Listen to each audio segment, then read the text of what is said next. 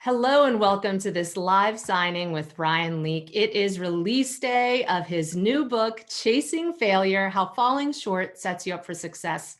I'm Rajana and I'll be moderating conversation here with Ryan and he'll be answering your questions. And, with 20 years in the lecture industry, I know when somebody has X factor as a speaker. And certainly Ryan Leake, you are someone that shows up in that way, who is changing hearts and minds, who is creating leaders and a mindset around challenges, around failure, around success in the most incredible ways. I mean, you are talking to 50,000 people a month. You are changing the lives of C-suite leaders, 15,000 annually, and you work with NBA All-Stars. I mean, there is so much for us to unpack about you and about this incredible book, Chasing Failure. So welcome, Ryan Leake. How are you feeling? I'm so glad to be here. I'm just so grateful for people like you in my life too, that just decide to be friends with me. It's just so it's been a really, really fun year working on this project, and there's been great anticipation for this day for a long time. I can't tell you how many times I've fallen asleep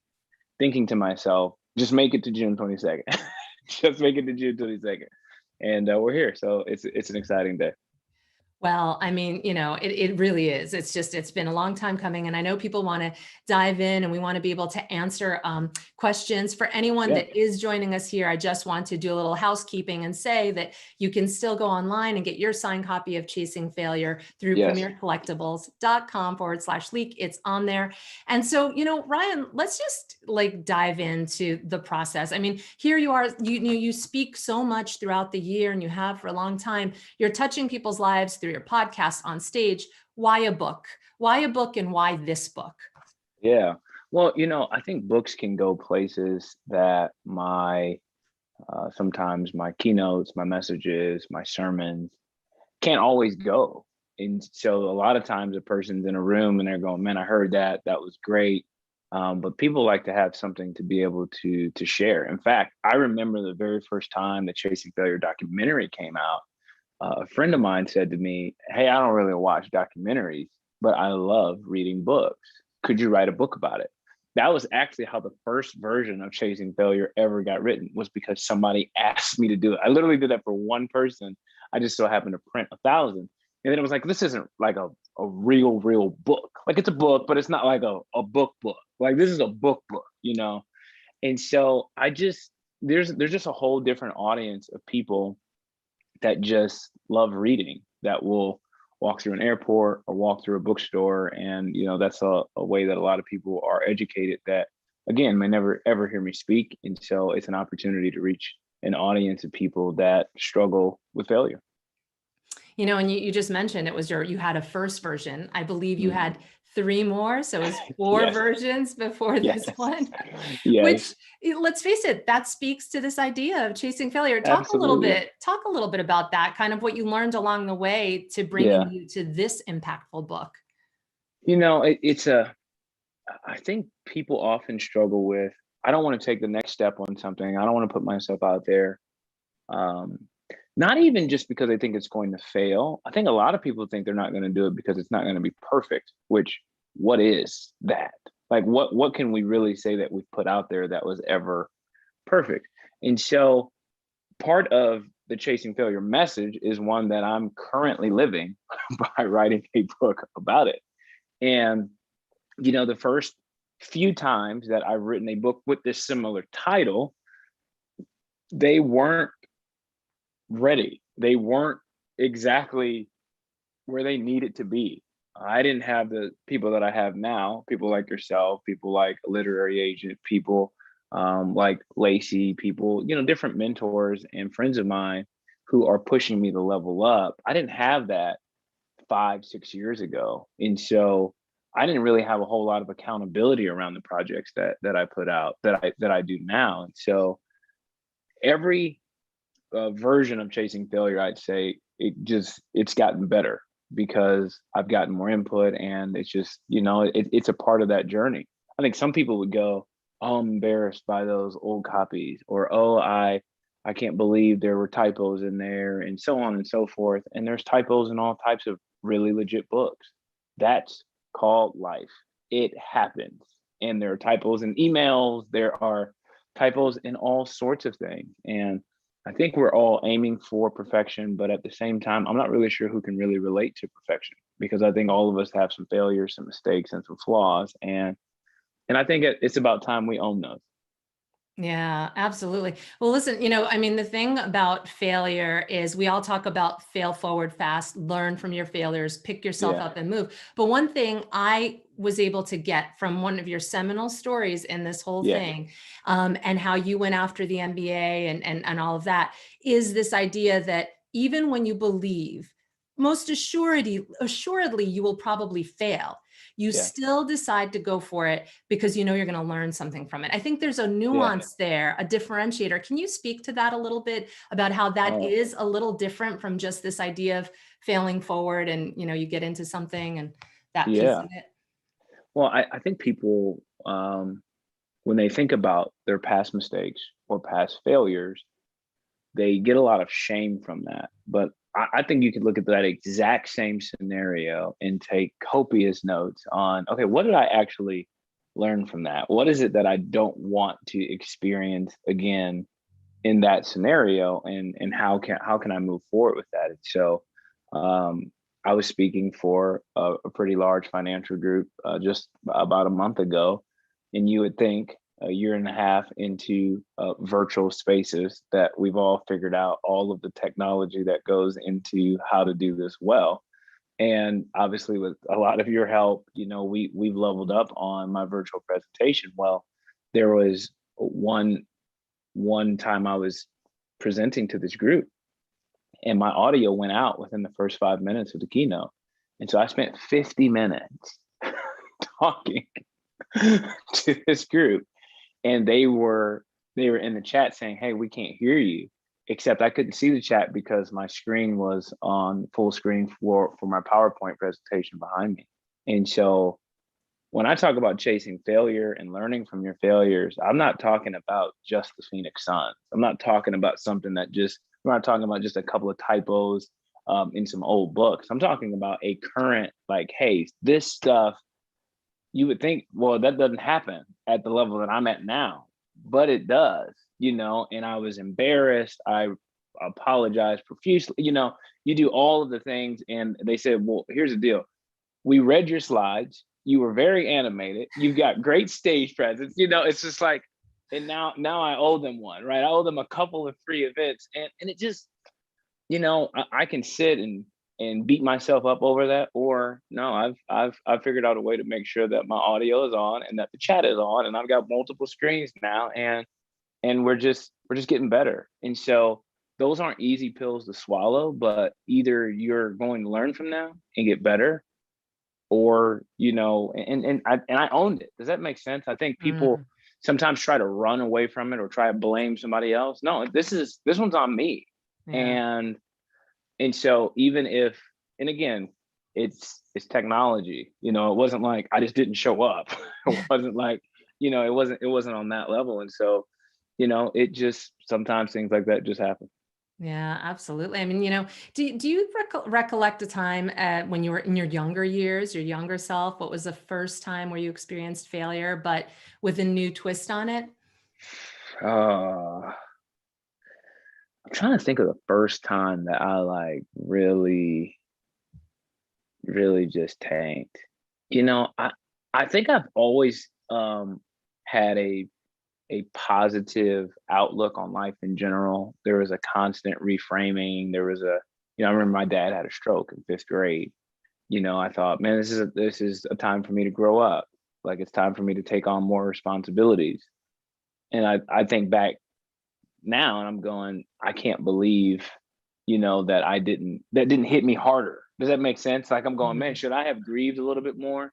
And I think I did grieve. I think I just had a mindset that just said, you know what, I'm going to I'm going to bounce back from this. My family's going to bounce back from this in one way or another. Yeah. I mean, definitely, I think it speaks to what you talk about, also surrounding yourself, with your accountability partners, the people who believe in you, the people who are there for you. So that's a big part of what you talk about in terms of success around chasing failure. Absolutely. Yeah, I think it's vital that you have people in your life that you can share your dreams with. I like to say it like this. If you're the only person in your dream, it's not going to last very long. And it's not Like, fun. and no, like it's a, I think when people have their biggest dreams, I think that they don't dream of the criticism. They don't dream of the taxes. And other people typically aren't in those dreams. And so I think there can be some flaws in that in terms of, man, who are you bringing along the journey with you? And so my friends have been on this journey with me in every season of my life, whether things were succeeding, whether things were failing, but because they're my friends. They're not friends because I'm successful now. They're just my friends. And so I think it's important that you bring people along to help you in your journey, because there's this idea of, I'm a self-made millionaire. I'm a self-made billionaire. I'm self-made. I'm self-made. No, you're not. No one is. Okay. First off, all of us had a mama. That's number one. Number two, Great for the mamas out there. yes, yeah. Shout out to all the moms, and you had help. You had an assistant, you had a graphic designer, you had a social media, you had somebody along your journey that was helping you. And so this idea of, I got this. Well, I don't know that we have to do that. I think we can invite other people into the process. And like you said, it's not as fun when you don't have anybody else on the journey with you. Yeah, absolutely. And, I want to definitely start getting into questions. But before I do, one thing I wanted to ask you, as I said at the top of this, you work with NBA All-Stars, incredible athletes, incredible Yeah. C-suite leaders. You're setting different kind of mindset around challenges, failure, success.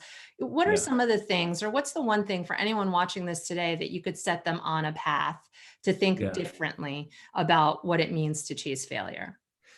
Well, I think people have to have a healthy definition of success. Some people's definition of success is a number in their bank account. Some people's definition of success is a championship. If I'm talking to a CEO, his definition of success might be sales. If I'm talking to an NBA player, their definition of success is championship or bust. Even if they have millions in the bank, they could still not feel successful. And so it's interesting of getting to a place where you have a healthy perspective and healthy definition on success. And sometimes that comes down to, do I have everything that I need? Do I have healthy relationships?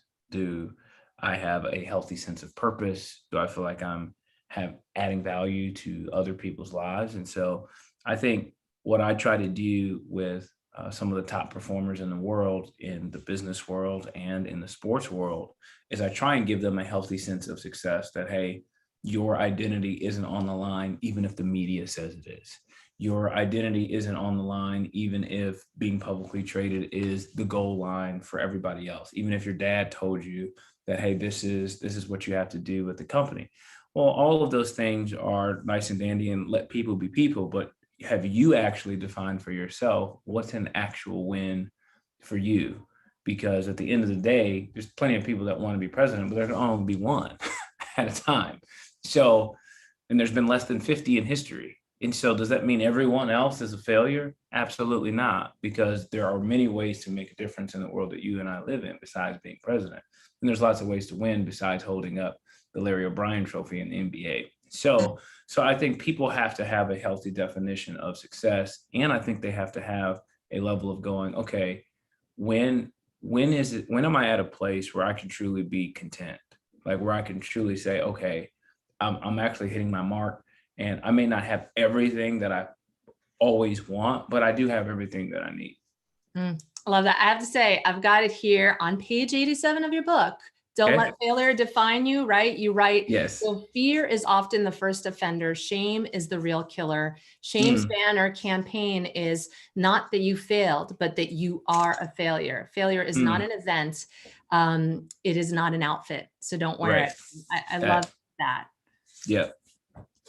It's exactly. So beautifully phrased there, Ryan. And so I know you're going to be signing books there. Let me get some questions here. Yeah. I've got here from Christy in Belvedere, Illinois. What Okay. inspired you? What inspired you to write your story? Was it your own personal struggle or more from the work that you do, or a combination of both? And thank you.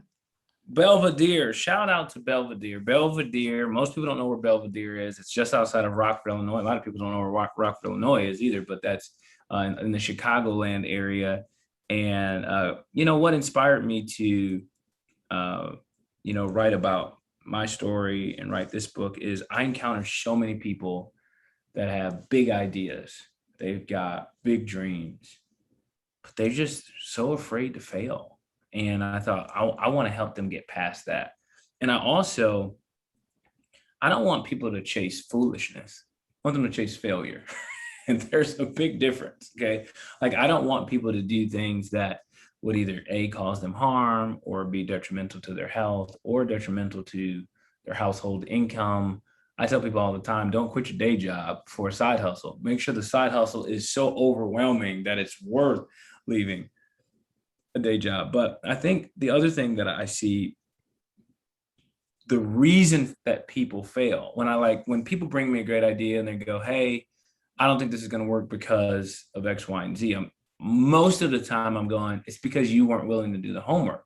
You weren't willing to put in the practice. You weren't willing to put in the times. People ask me all the time, like, so do you really think I should shoot for the moon?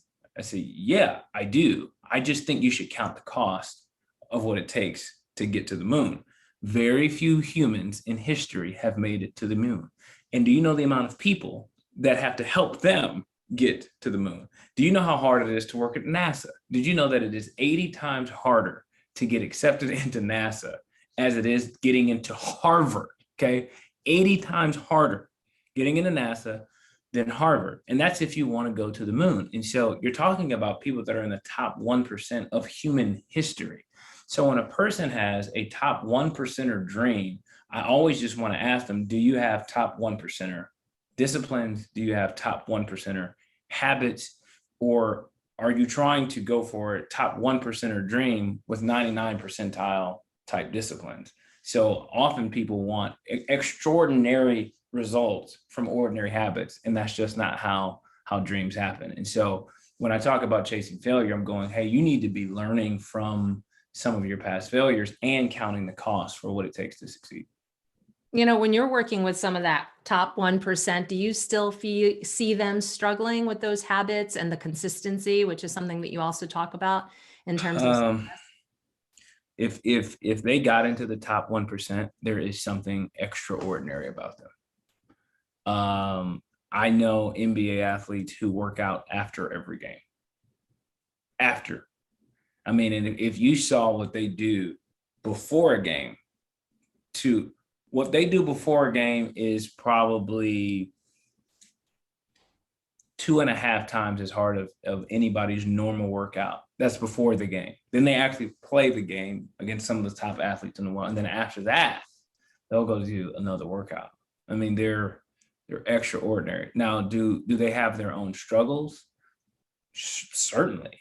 I think we all do, but there is something in those top 1%ers. They have an it factor. They have an extreme discipline. There's something extreme that they do that other people don't do. I've never met a 1%er that got there on accident. Never. I just got really good at this. I've never met that person. Even LeBron James spends millions of dollars on his body every year, and he's obviously in the top 1%. Yeah, I love how you actually unpack some of that in the book to really show people what you have to do and what you have to think about to get there. Yeah, absolutely. It's really so important. Yeah. Let's see. Here's one from Katie in St. Louis. All right. Do you think this message holds up in light of the pandemic? Personally, I'm terrified to take certain risks now for fear or financial failure. So thankfully for your book, praying it helps. No, that's a great question. And I think everyone has to assess their margin for error. And it's different for every single person. And so like I said, I don't think anyone should chase foolishness by any stretch of the imagination. But I do think that a person should still be willing to take risk. Sometimes you lose, sometimes you win. Sometimes you take big risk, sometimes you take small risk. And so coming out of a pandemic, if you're not in a position to take big risk, I would encourage you to figure out ways to take small risks and ones that don't cost you as much. And so a lot of times, probably the number one idea or dream that people bring to me on a weekly basis is writing a book or starting a podcast. Those are the top two ideas, dreams that people bring to me on a weekly basis. Both could be done for free. Both could be done for free. Anchor, you can upload your podcast for free. You could record it on your phone and upload it for free. And actually, the only thing that's going to cost you is time. Books, obviously writing a book isn't easy for sure, but you can start a blog within 30 minutes and have it live and ready to go. And so I think so many people, they dream here, but they don't want to do like the small things that get you here. Does that make sense? So I think you want to figure out, what can I do that doesn't cost me that much on this end that I can be doing now, up to the point where, hey, it is going to cost me something. So yes, blogging is free. Well, marketing this book is not free by any stretch of the imagination. YouTube ads are not free. Facebook advertising is not free. I mean, none of that is free for sure, but that's not where I started. Does that make sense? Again, 5 years ago, I'm writing a book with the same title and doing it in a very inexpensive way. But when you picked it up, you could feel that it was inexpensive. And so it felt a little cheap. And at the time, that was the level at which I could operate during that time. And so I think you've got to stay in your lane. Don't spend more money than you make. I think you should be wise in that regard. But I also wouldn't allow a pandemic to determine my destiny. I wouldn't allow it to steer my dreams, my goals, or my ideas.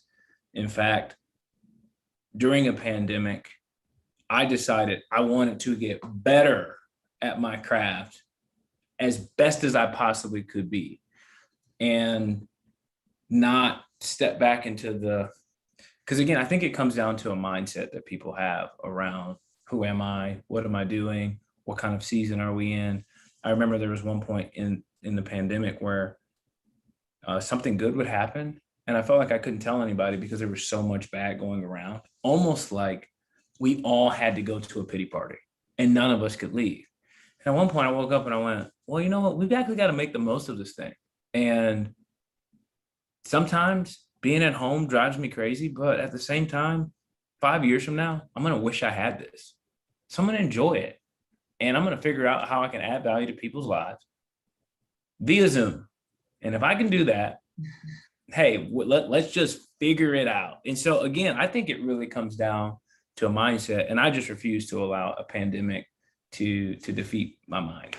You know, what I love about everything that you said there is the fact that, and it reminds me of your dedication in your book to your wonderful wife and partner, Amanda. Yes. And you said that you shared something with her early on that was scary for you. And she said, it's not scary, it's fun. And what you're speaking about here in some ways, changing this mindset around fear to make it exciting. It's a challenge worth taking. It's like, take that next step, right? It's like, how do you just make that little shift to say, we're in it, we're here, let's make the best of it. Yeah. I think we all are going to spend the next 5 years of our life doing something. We're going to spend the next 5 years of our life thinking something. We're going to spend the next 5 years of our life saying something. Most people don't realize that they have the power to make a decision about what all of those things are going to be. I think so many people feel stuck, like, I just think this way, I just talk this way, I just live this way. But people don't actually think they have the power to change their life. And I actually believe that they do. So I think we start by asking, what do I want the next 5 years of my life to look like? Most people don't even pause to ask that question.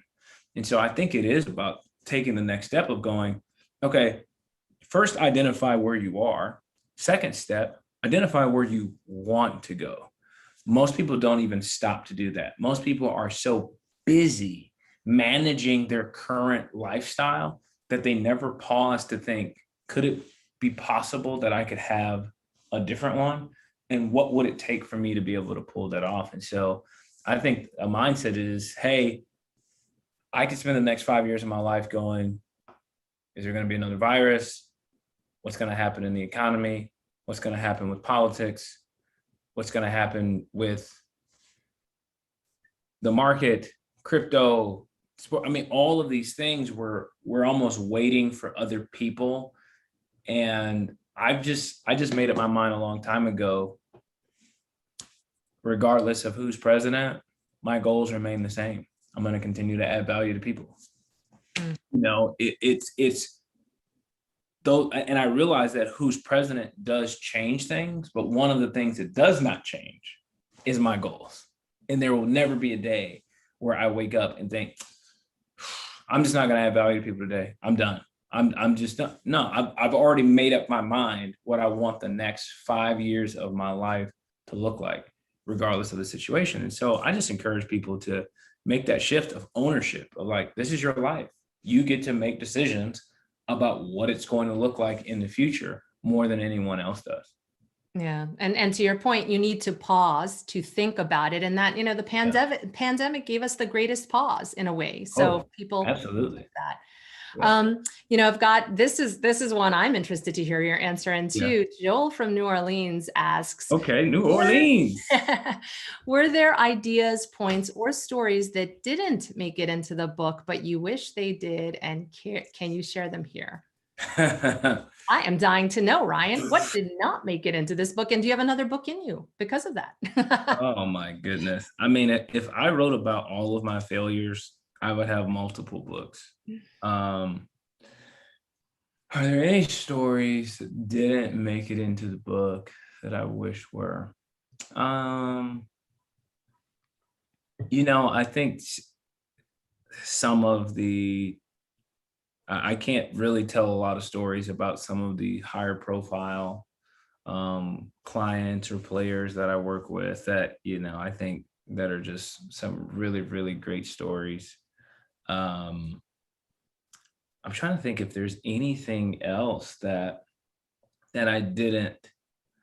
May I ask for those high profile players and leaders, can you bring them onto your podcast? Is that something? Because right, we need to hear those stories. We need to hear the stories from the best of the best and the people who fail and how they rise up. And aren't we in a place in humanity where they want to share? That's what I want to know. I mean, no, I mean it's a great question. And I think for me, I'm always doing my best to steward influence. And sometimes you're given influence because you don't ask for things.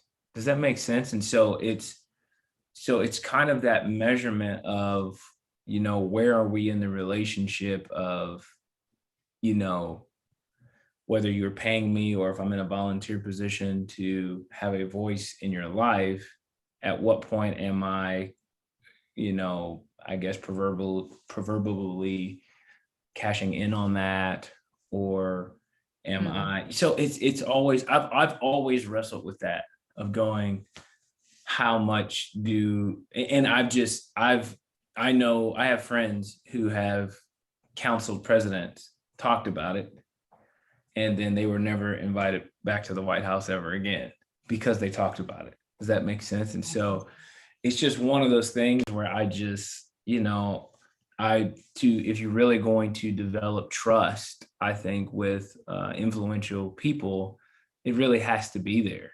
And there's so many people in their life already that they can't trust, are using them for something, or always haven't asked for them. You know, even, you know, being vulnerable, even like sending them this book.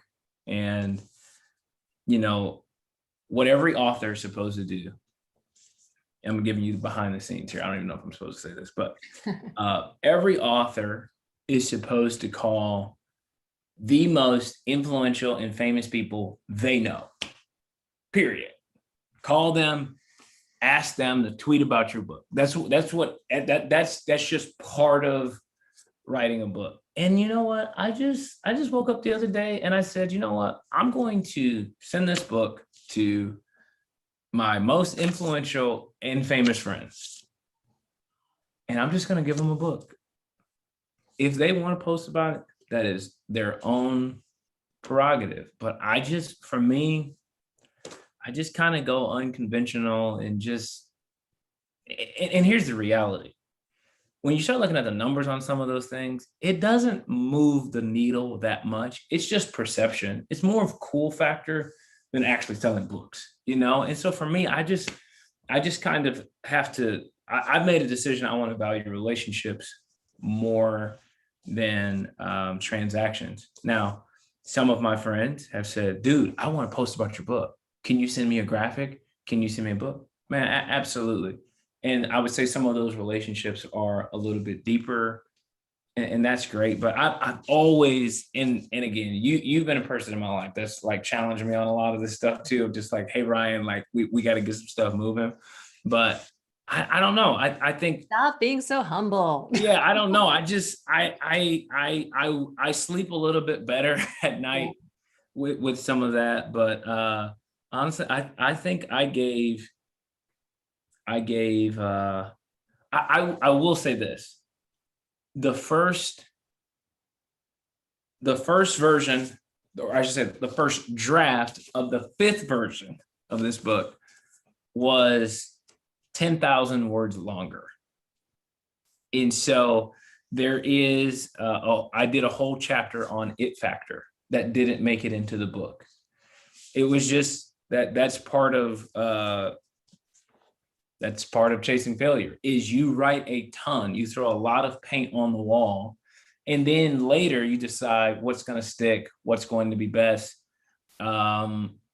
Editors and whatnot felt like it was a little bit redundant, that I had kind of already made a lot of the same points, just reworded in that particular chapter. But I actually really liked that chapter on it factor, because understanding who has it, defining it, and how do you get it if you don't have it. And so I like that. And so who knows, maybe the next book's called It Factor. We'll see. Oh, I love that. Well, listen, first of all, I honor you in the values that you keep and the way you handle your business and everything about you. So absolutely. But on the It Factor, I know you can't unpack it all here, but is there one little, for Joel here, who asked the question? For Joel, let's give him a little nugget of which part of the factor that you could share with us here. Yeah. So I think the way that, we would define it's that intangible. They have that just it factor, and there's something about them. They have a certain cadence when they walk in the room. You feel something. They have just it. And I think what I would do if I were you, Joel, is I would be studying anybody you think has it factor. What is it about them? And so, yes, there are certain people that walk in the room and they're just people magnets. People are automatically drawn to them. Well, let's define that just a little bit. What did they actually do when they walked in the room? They smiled. And so for us, we got to go, do I smile when I walk in the room? Or do I kind of like look around? Am I trying to, like, what is that? A lot of us would say Michael Jordan had an it factor. He had a killer instinct. When we talk about Kobe Bryant, we talk about a Mamba mentality. Well, how do we unpack that mentality? How did they really think? So small example in the basketball world.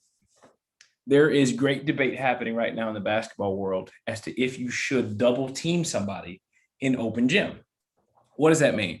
It means during practice runs, during the summer runs, hey, you should be good enough that you don't need a double team if you're in open gym. Well, they asked Kobe Bryant about, hey, do you think you should get double teamed in the offseason? He said, bring it. Bring another one. He had a mentality that said, hey, I actually want to practice against double teams because I know I'm going to get double teamed during the season. It just shows a difference of mindset. And so, but what is that it? How do we define that it? He welcomes challenges. So we have to ask ourselves, do we welcome challenges or do we try and steer away from challenges? Do we avoid them? Do we ignore them? People that have it factor, they're not afraid to run from a fight. And so I think the it factor can feel elusive out there, but I think once we zoom in on it, there are some tangible things that we can take away to say, hey, all right, can I begin to embrace some of my challenges? Can I smile when I walk in the room? Can I look people in the eyes? Can I engage? Can I bring about, can presence of mind, can presence of being in a room, can that be created? I actually think it can be. And sometimes that means leaving your phone in the car. Sometimes that means showing up early. Sometimes that means, even for me, I used to think that speaking engagements were all about just speaking. But what I've learned over the years was, hey, actually what happens before you speak and what happens after you speak is just as important as what you say. It's it factor. There is a cadence, there is a space, there is a presence that you can bring when you walk in the room, even if you don't have a microphone yet. So I think all of those things can contribute to an it factor. So that's not what's in the book. But now that you got me talking about it, I'm ready to add it to the book. Now I'm mad that made me take it out the book. That sounds like a really great chapter, and wherever you put that one in, but you can keep signing those books. I'm going to do a quick little announcement here for anyone that is joining us here. We are doing the live signing here for Ryan Leake's book, Chasing Failure, which has just released today. And you can go ahead and get your signed copy at premiercollectibles.com/leak. But with that, Ryan, I want to jump over to let's see, to Robert from Seattle, Washington, who says, what is the best way to deal with criticism? Best way to deal with criticism is to embrace it. I think our natural tendency is to think other people are idiots. They don't know what they're talking about. They don't know me. To assume the worst about that person's intentions as it pertains to their criticism. But I think it's very important whenever we hear criticism to pause, take a deep breath, try not to take it personally. And part of the assumption of the question is that the criticism is not of them, of their character, or talking about their mom. We're talking about a project, something that, I can be afraid of criticism. And so one of the things that I think you want to do is you want to pause and ask yourself, is there any credibility to what they just said? Is there any credibility to it? Is there anything that you might need to own? And if it's true, then you have something to work on.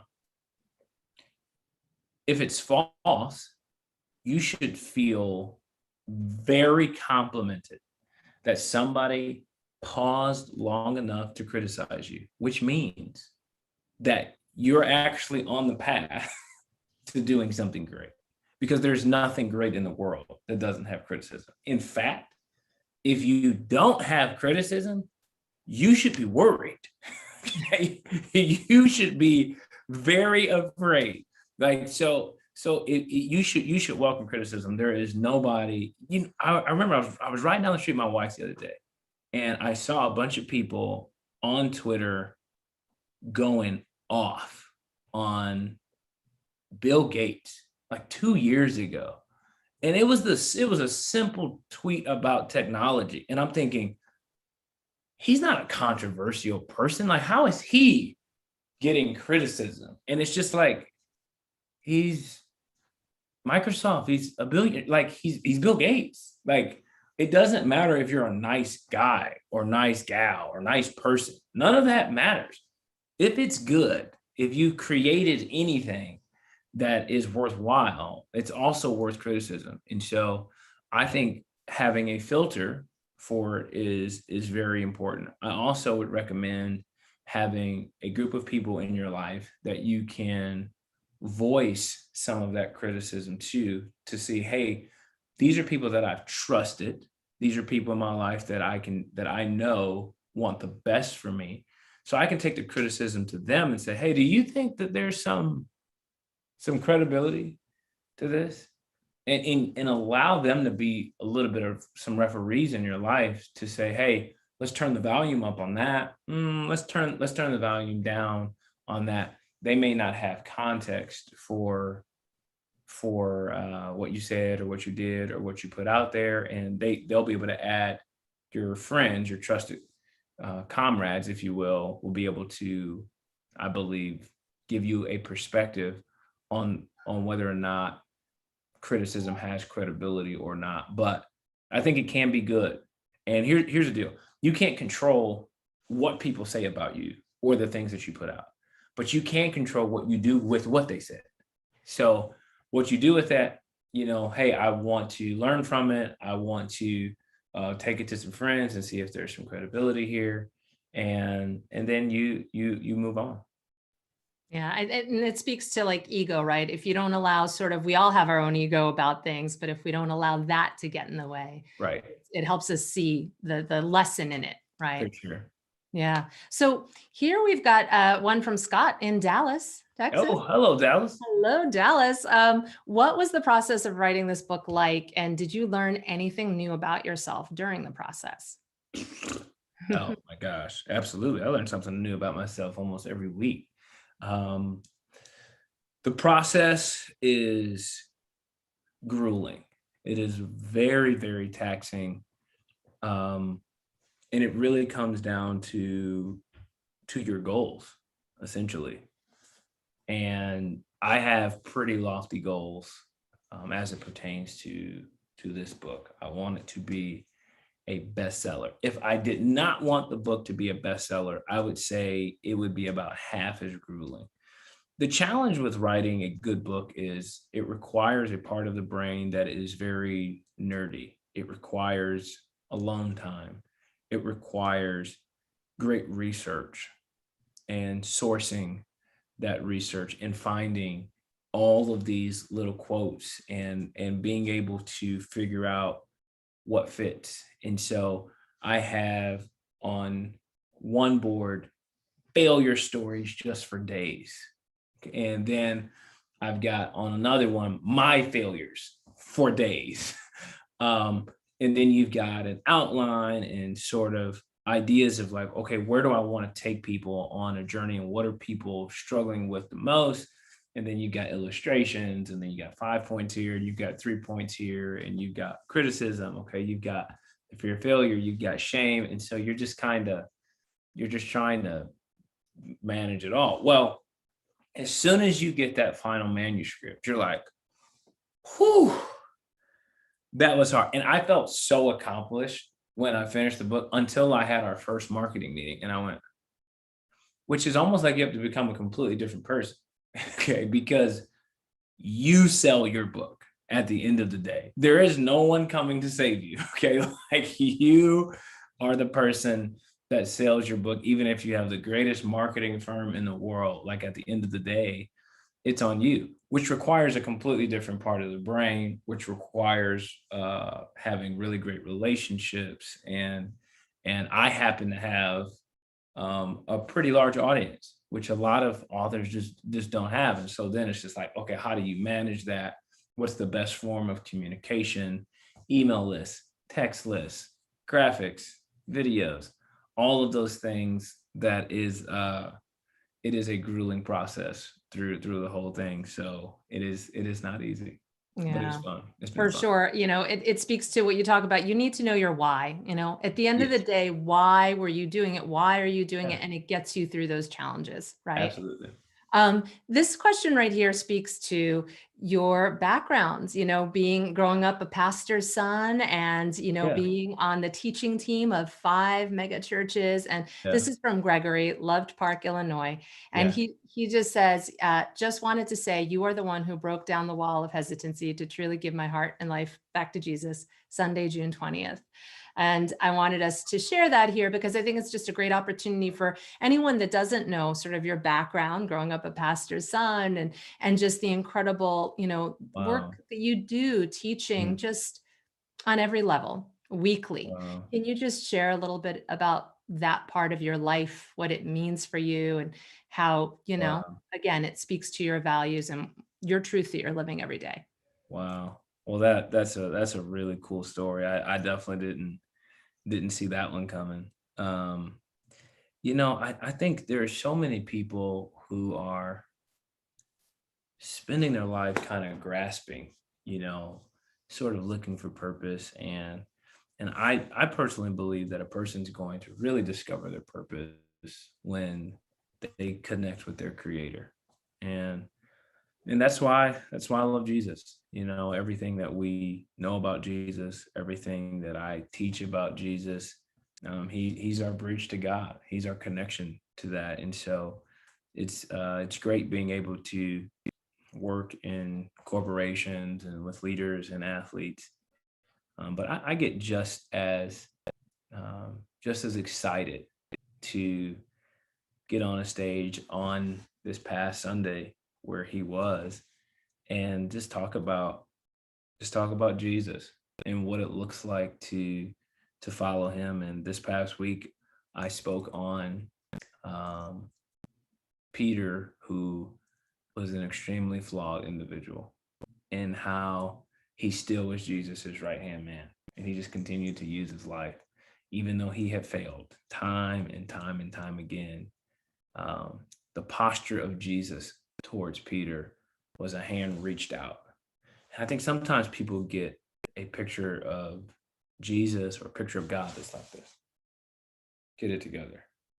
But the picture that we get of Jesus and the pictures that Jesus painted for us of who his dad is vastly different, I think, than what people think of when they think about God. And so I get so excited to talk to people about that because light bulbs go off for them, and perhaps people that have a marginalized relationship with God, or I found that a lot of people have a disenfranchised relationship with church, and I love being a face that people see when they get to the church, to perhaps see something a little bit different, and perhaps it's a little bit more vulnerable, maybe it's a little bit more fun, maybe even, dare I say, entertaining.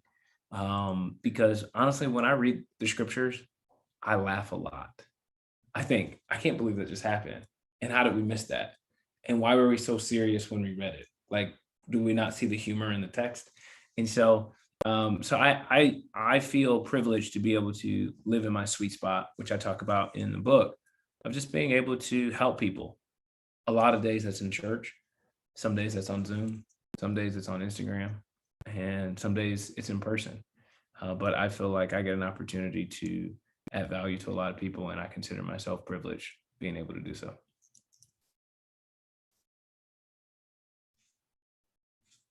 I'm muted. Yep. I'm like, is she talking? I think she's talking. I'm doing what you did. I'm just going to keep Yeah. talking. No one's going to hear me. Yeah. We have about 10 minutes, but I think this is a perfect spot just to ask you. You have a wonderful, a part of your book where you say, become today who you intend to be Yeah. tomorrow. Can you speak to that a little bit here? Yeah. I think, I talk about this in the book about don't wait for Monday. And I think so many people think, all right, I'm going to do it later. I'm going to do it on Monday. Monday's sort of your day where you're going to start eating better and start working out and start saving and look into investment properties and, going to study a little crypto. Like, people have all of these great ideas for later, but I think the best time to start changing is actually right now. Like this very second, whatever it is you plan on doing later, you should do now. Do it right now. If you're at work right now and you're like, I'm going to start working out next Monday, take a half day right now and just go. Like, go do it right now. Tuesday is just as good as a Monday to start changing, to start going in the direction that you actually want to go. Like I said before, we're all going to spend the next 5 years of our life doing something. You might as well start today going in the direction that you actually want to go, not the one you've been taught you have to go. And I think a lot of people think I don't have choices and my circumstances aren't ideal. Whose are? Who has the ideal circumstances? I don't know who that person is, because even the person that might have perceived ideal circumstances may not be as ideal on the inside as it looks from the outside. I remember when when I met a group of stay-at-home moms, and they're entrepreneurs now, and they were talking about the very first time that they were able to be a stay-at-home mom because of the ability of what their husbands were doing. And they would say, people would go to them, "Oh, you're living the dream." And they'd reply, "Whose dream? You've made the assumption that it's mine, when it may not be." And so I think we've got to give each other the space to really go, okay, I'm gonna let your dream be your dream. And so I don't think we should be waiting for any type of circumstance to show up for us to start going in the direction that we want to go. I think right here, right now, on a Tuesday, we should take the next step towards our big idea, our big goal, or our big dream. Mm. Oh, I love that so much. I mean, there are a few questions here that we couldn't get to today, but I think I'm going to tap you, Ryan, for Yes. answers that we'll get to Yeah. them. Yes. And again, thank you so much. I mean, this is just, the book is incredible, and Yes. it's like I keep saying, you're changing lives, hearts, minds about challenge, failure, success. And thank you for all the incredible work that you're doing in this space. Thank you. All right, everyone. Thanks so much for watching and joining us here today. Yeah.